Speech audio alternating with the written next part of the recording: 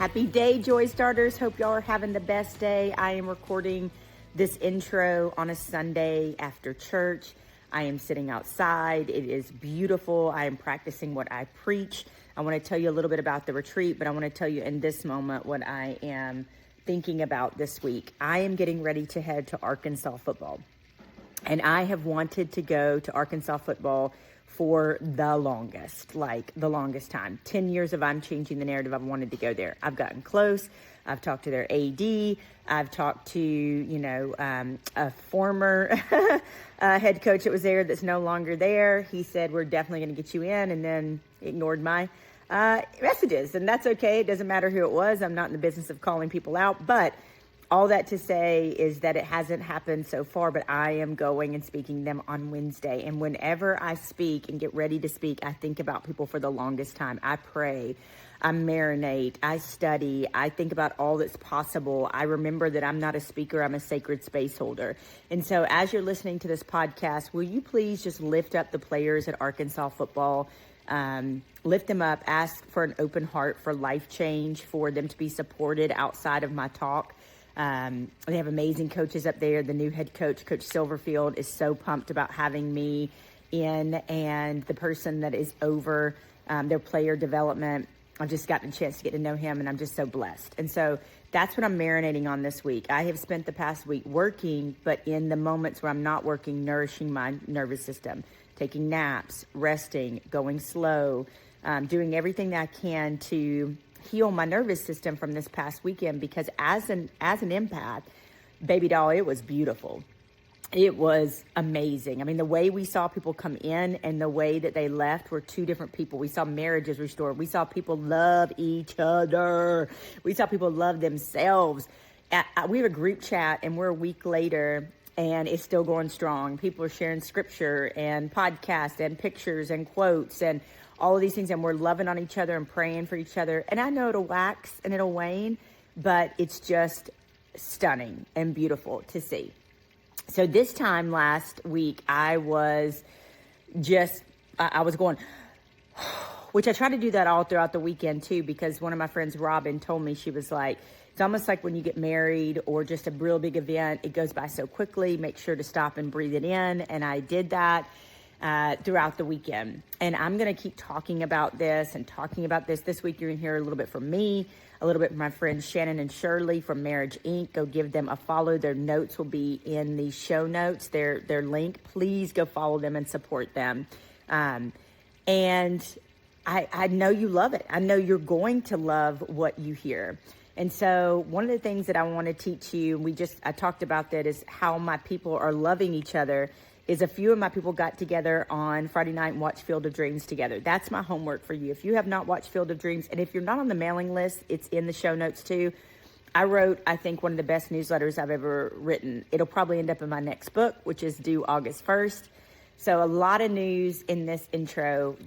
I'm going to be heads down for the next couple of months. Outside of speaking to Arkansas, speaking in an NFL team that I've wanted to for a long time, and 2 churches in May, I'm going to be heads down on this book. And so the newsletter that I wrote, you will, that might pop up in my book. And your other homework is to watch Field of Dreams and nourish your nervous system. Take care of yourself, okay? I'm always thoughtful about people that have to work on Sundays or whatever day this is that you listen to this.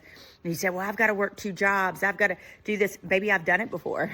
I don't know where you are in life. I don't know if you're wealthy in your spirit. You're also wealthy in your pocketbook. I don't know, but I'm telling you, you can find time to nourish your nervous system and take care of it.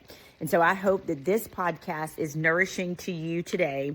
I hope that you learned something, and I hope that you plan to join us next year. I'm telling all my out-of-town friends, I think they were just watching this year in a good way and praying, but I said next year you need to plan to be in Florida. Tentatively, we think we have a date towards the end of February, but we're confirming that soon. So even if you just want to come to the gala for mental health resources, make plans to be here. And secondarily, if you want to come to this retreat, it is going to sell out. We are keeping it small. I've already talked about that. I've already got a lot of inquiries, a lot of people that said I wasn't there last year, but I got to be there this year. We're keeping it small, 30 and under, because I want to keep this intimacy that we have. So Enjoy what is coming. Enjoy Shannon and Shirley. Enjoy my words. And please, please nourish your nervous system. Trigger warning, this podcast is in memory of Rondell Moore. When we left the gala, I was on cloud nine. I was so happy. And then I got the news at 25 years old, Rondell Moore of the Minnesota Vikings had taken his life. And it just underscored the very need to do exactly what we are doing and why I walked away from sportscasting. I love you guys. I'm so thankful you are here. Thank you for making this podcast so successful every month. It's stupid crazy how successful it is. And do me a favor, like, subscribe, do all the things. You can leave a review. We also, for those that like to watch it, y'all, we put this on YouTube. Please tell your friends. All you have to do is type in Rachel Baribeau or Joy Starters and you will find it. But please tell a friend or 10 about this because it helps us grow. I love you guys. Nourish your nervous system. Take care of your soul. See you soon. I was willing to look like an idiot, Kim. I was willing to risk it all. Because like I said to you yesterday when I woke up, I said, I'm going to teach this weekend like I never get to teach again. Like if God only gave me words for one more day, I'm going to give him my words today. Everything that's in my soul, I'm going to give it today. So my question to you is, are you willing to look like an idiot? Are you willing to be mortified for whatever it is? Angie said to me yesterday, and this is kind of and Jeremy, I'm sure you hear this at speaker events and different things, people that want to be creatives. They say, stay in your lane, find your niche. I think Laura taught us last night you can be multidimensional. That girl's a farmer. She's a singer. She's a healer. And she's pivoted. She's pivoted so many times, y'all. So many times. And so Angie says to me, when we were walking up last night or we were in the van, she says, I just love history. I said, well, then integrate history into your talks. Integrate it into your talks. Because here's a reality. Who in here is like got something in them, a blog, a talk, a book, a something? Who in here has got something? I go, fast-paced, live life. But you know what I've learned? There's some things that are non-negotiable. If I want to sit outside and get sun in my eyeballs for 15 minutes, if I want to have slow mornings, I'm going to have them. I take my peace, just shifting gears here, I take my peace in the middle of a busy day, right? So listen to me. While you're going for this, while we're doing this weekend, take your moments to go slow, non-negotiable. Do y'all feel me? Like you have to take care of yourself. You have to take care of yourself. So you could be running 4 different ways and doing 4 different things, but non-negotiable, I want you to take those moments. You've got to have blocks of time in your life that are non-negotiable. You got to have blocks in your time that are non-negotiable. Jeremy told me, I don't know if it was you or Svet, told me recently, just kind of the phase of life where I'm trying to go into, he said, you got to slow down. You got to slow down. Now, I still have all my things, but I'm like, okay, you know what? I listened, and I'm like, my mornings, for the most part, I try to block out my mornings from like whatever time I wake up till 9:45 or sometimes 10. You know, as many days as I can. I am intentional, Lindsay, about having slow mornings. Intentional about, you know what? If I want to go take a nap, Kim and I were talking about, we're not lazy. And guess what? Naps aren't lazy. Why? Where did we get this idea that we can nap when we're kindergartners, we can't nap when we're adults? Write this down. I'm no longer in my hustle culture. I'm in my savor culture. It's real good. I'm in my savor culture era. Savor, like savor. Mwah, that's good. It's good. I was born to a teenage mom. She had already had my brother at 16, so it was 2 of us. By the time I was a year old, I was in foster care. I wasn't in someone's home. I was in the system within the infrastructure of the state. And 3 years old, a family came, got me out. They ended up adopting me. At the age of 9, I found out in a traumatic way that I was adopted. I was being teased because of it. Then at the age of 9, I always say the age of 9 is pivotal for me, right? So I want you to think about, what is that pivotal age for you? And that's pivotal for me because even though I don't, let me back up because this is important. At the age of 1, that was my first experience with grief. But I had no idea about that, right? I'm disconnected from my mother. But now at 9, where I'm thinking on my own, have my own ideas and thoughts. Now, adopted, started getting sexually abused by multiple men. And so these narratives that were created, rejection, abandonment, what's wrong with me, right? All the things. Then jump forward to when Shannon and I meet and get married, how the narratives played out. I could not receive when Shannon would share with me, hey, babe, you're doing X, Y, and Z, or this is how you're showing up. When Shannon would share his heart, I would completely reject it. I got defensive. I would make assumptions and judgments. Shannon would look at a woman. I mean, she could have on nice shoes, and you would think he slept with the woman. It was horrible, right? And so we want you to be able to think about the narratives that you carry. Changing the narrative. The operative word is changing, right? So what narratives do you need to change? And so when we thought about what we would talk to you all about today, we chose 3 important points to help in this process: empathy, intentional living, and healing. So we're going to do an exercise. So we want everybody to. Well, before we do that, I want to further. One, I want to slow my wife down. She feels rushed, right? But we have time. You do have right? time. We have time. This idea of narratives, right, is far beyond a catchy phrase, right? You would think that it's a catchy phrase for a retreat, but when you think about a narrative, what comes to my mind is a script or story. But emotionally, when we think about narratives, we think about the thing that governs how we deal with the world. So if you have a particular kind of narrative that is highlighted and intermingled limiting beliefs and negative thought patterns, then the narrative that you will create as a result of that will now show up in the world as this thing, this story, this whatever. There is a perception of who you are, and then there's actually who you are. True. It is how you want the world to see you and how you're actually showing up in the world. And so many different things that you experienced in your life help to create, right where you are, that narrative. For me, yesterday I said that I was one of the most amazing marriage coaches that you will ever experience, right? You remember hearing me? Mm-hmm. Yes. Do you know how difficult it was for me to say that? No. Didn't think so. Yeah. Regardless of the reality of the statement.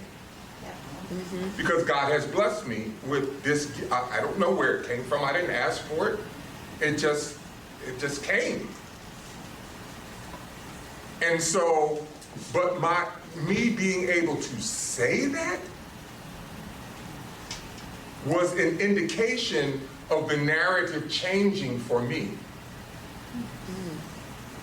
My sister was Susie, her name is Elisa, but from my father, either called her Susie as a nickname, don't know where it came from, or Princess.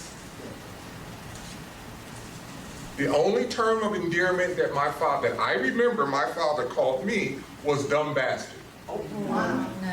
No. So now, here we have 2 words that were absolutely not true. I was not dumb, and I wasn't a bastard. But these were the words, and what do words do? We learned from Jeremy yesterday, words do what? create worlds from Think and Grow Rich. My wife says that incessantly, like I've heard her say it so many times. Words create worlds. Think about the fact that God spoke this world into existence, right? And so here I am going to sitting in, when I can remember, 4th, 5th, 6th grade, my parents at the parents-teacher conference, and the teacher always saying, he has the potential, but he won't apply himself. Now, why would a dumb bastard apply themselves? Right? And that name started, I'm quite sure, before I was a child that could remember that name was being used when he was frustrated. So the narrative that I created was, I do not have to experience through my actions my fullest potential because I'm a dumb bastard.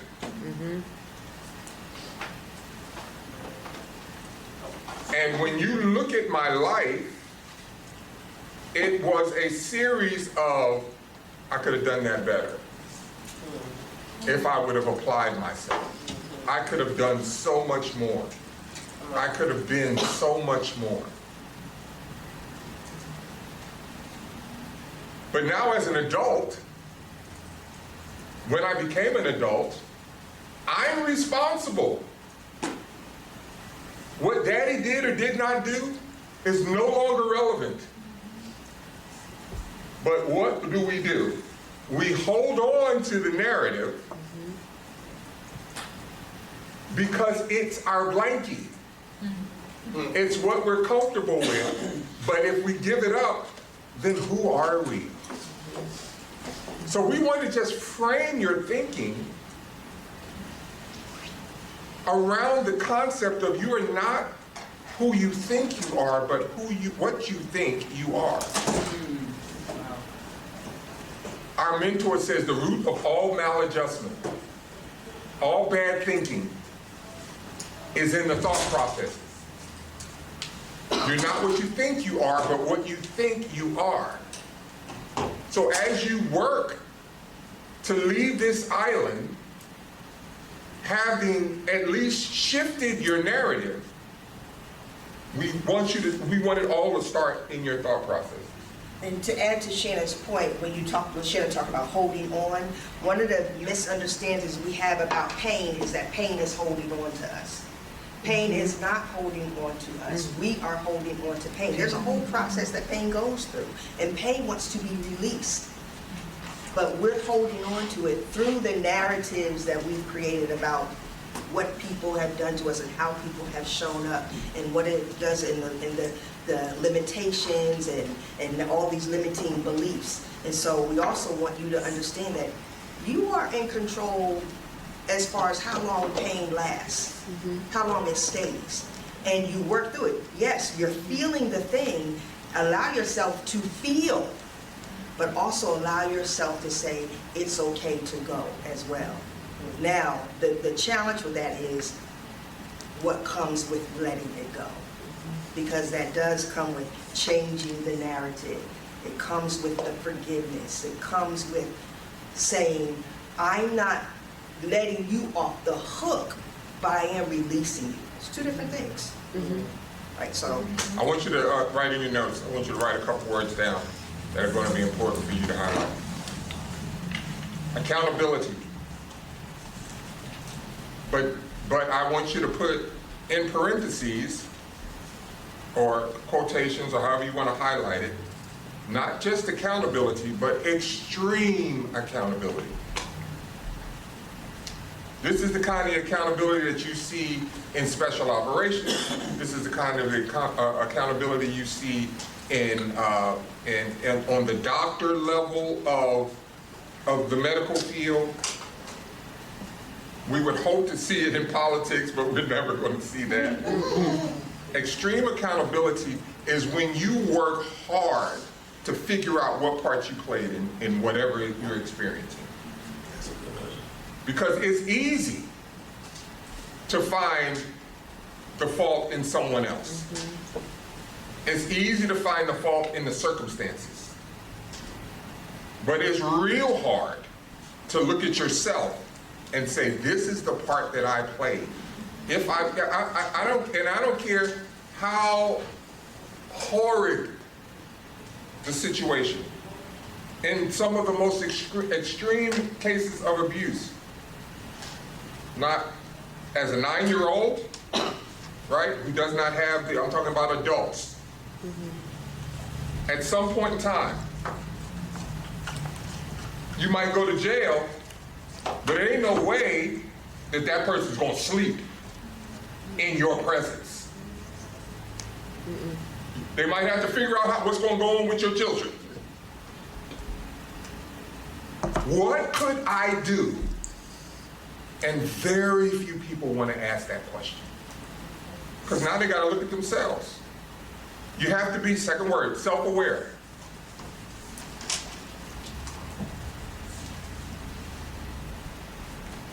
There's an intentionality with being self-aware that most humans do not have.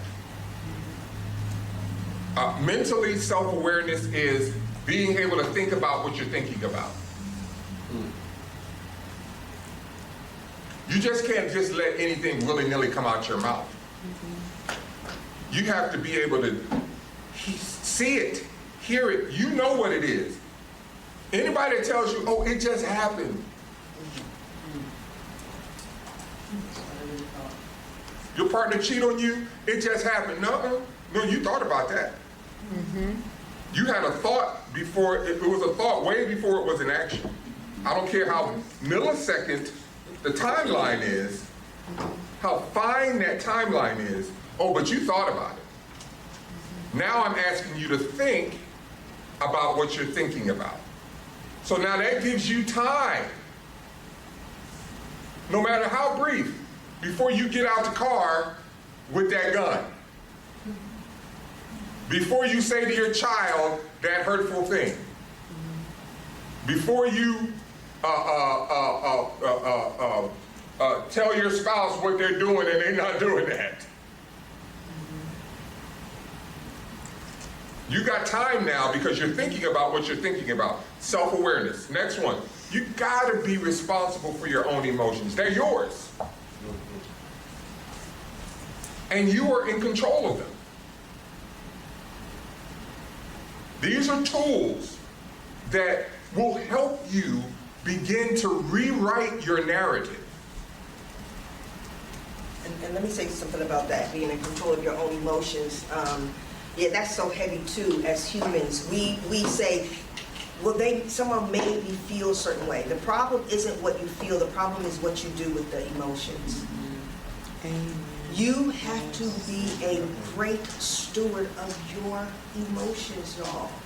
Like, people are in jail simply because they did not manage their emotions. So many things could have been avoided. People are in the grave simply because they did not manage their emotions, right? And so now when we think about why we're not managing our emotions, there are narratives that we have surrounding how people treat us and what people do to us. When we talk to our spouses, we say, be a student of your spouse. Explore. You cannot explore by making assumptions and judgments and criticism. You explore by asking questions. Questions will get to the very thing that you're wanting to know. All the other stuff is not going to get to the thing that you want to know. What's going to happen is we're going to get defensive, we're going to put our walls up, we're going to shut down, and we're going to say, you don't see me. You don't see that we are more than alike than different. The very thing you feel, I also feel. We have to get to the point in our relationships where we literally are okay with calming down, relaxing, and seeing people right in the moment for who they are. Creating a safe space. We must create safe spaces for one another. Coming to you. Okay. How many people in the room, I already know the answer to the question, but how many, does this resonate with you? Something you said to someone else, close to you, what I'm about to say. You just don't get it. You lost it. You just don't. You know what you're saying? I You haven't have no experienced. empathy.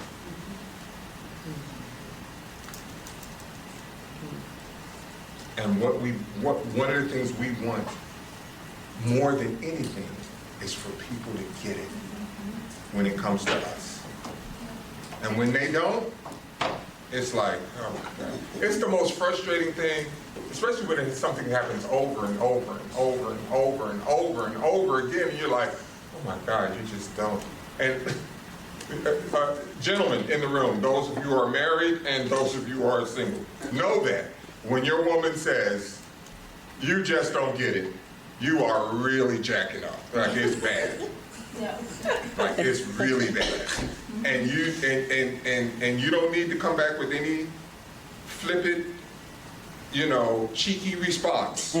You need to look inward and say, okay, what am I not, okay, where do I need empathy? But it's a human thing because we experience it in the workplace. We experience it with if you're an entrepreneur and you're talking to your employees, you're like, y'all just don't get it. You don't know how hard I'm working to make sure that you all have jobs. That I'm trying to build this business from the ground up, and it just seems like y'all are fighting me tooth and nail. You just don't get it. When we talk about healing, right? There's so many things to understand about healing. We're just itsy bitsy scratching the surface. But there's a psychologist, Dan Siegel. You guys ever heard of his book, The 4 S's? To be safe, seen, soothed, and secure. Safe, seen, soothed, and secure. The book is called The 4 S's. It's powerful. His research showed that from the age of coming out of the womb until about 13, 14, we are literally fighting to be safe, seen, soothed, secure. I mean, think about a baby. When a baby cries, the baby's saying, hey, do you see me? I'm not safe. I don't feel secure. Soothe me. Right? Up until 13 or 14, we are fighting. Once we get 13 or 14, a pattern has happened that has shown us either we're safe or we're not safe. We're secure or we're not secure. We've been soothed or we haven't been soothed. We've been seen or we haven't been seen. And that follows us throughout our adulthood. So many of us are just fighting to be seen. We are just fighting to be safe. We have things that are soothing us, right? I want you all to be hyper aware now that I planted the seed. When you are showing up a certain way, ask yourself, and listen, you'll know it because you are your history. Like, am I responding like this, or am I acting like this because I'm trying to be seen? And you have to walk yourself off the ledge and say, I don't need to be seen in this way. I'm already safe. I don't need to try to get safety in this way. Because many times when we try to get safety and try to be seen and secure, it's actually in an unhealthy manner from unhealthy people.